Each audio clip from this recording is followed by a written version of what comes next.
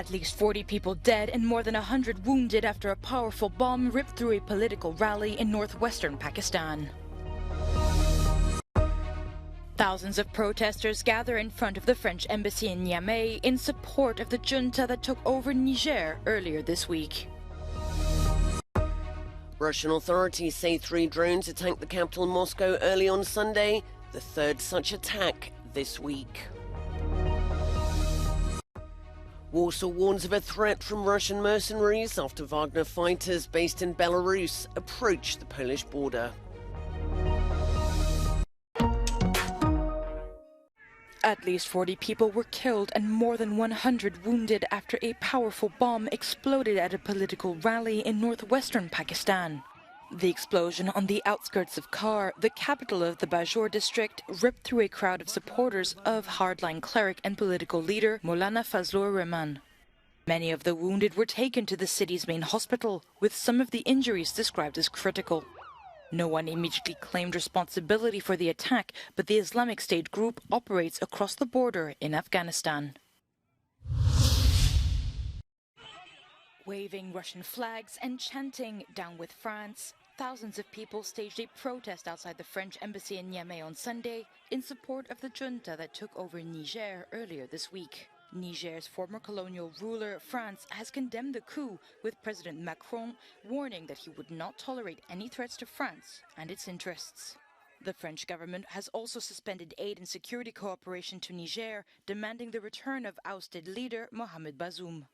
The situation in Niger remains delicate, with some hostile to any foreign attempts to influence affairs. I would like also to say to the European Union, African Union and ECOWAS, please stay out of our business. Meanwhile, the West African regional group ECOWAS has warned the junta to cede power within a week or face extreme sanctions and possible use of force. Russian authorities say 3 Ukrainian drones attacked Moscow in the early hours of Sunday, injuring 1 person and prompting the temporary closure of one of the capital's 4 airports.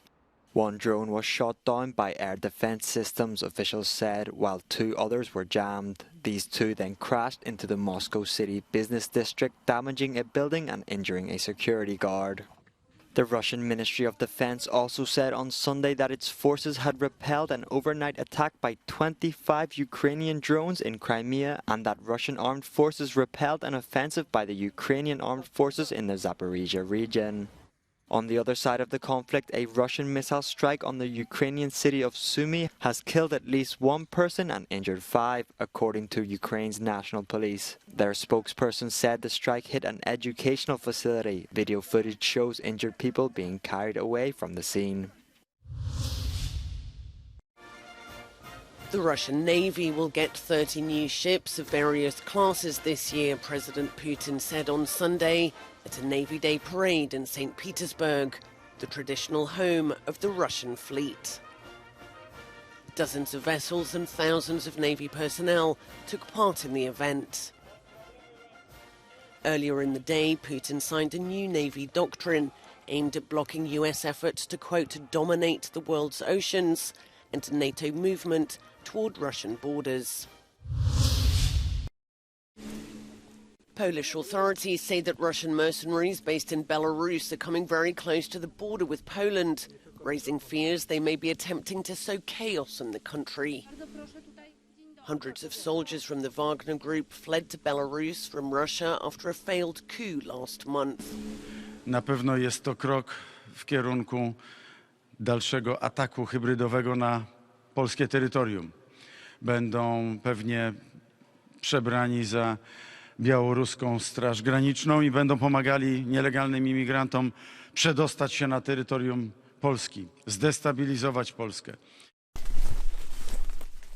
Belarusian state television recently showed Wagner fighters sharing their combat experience with Belarusian troops.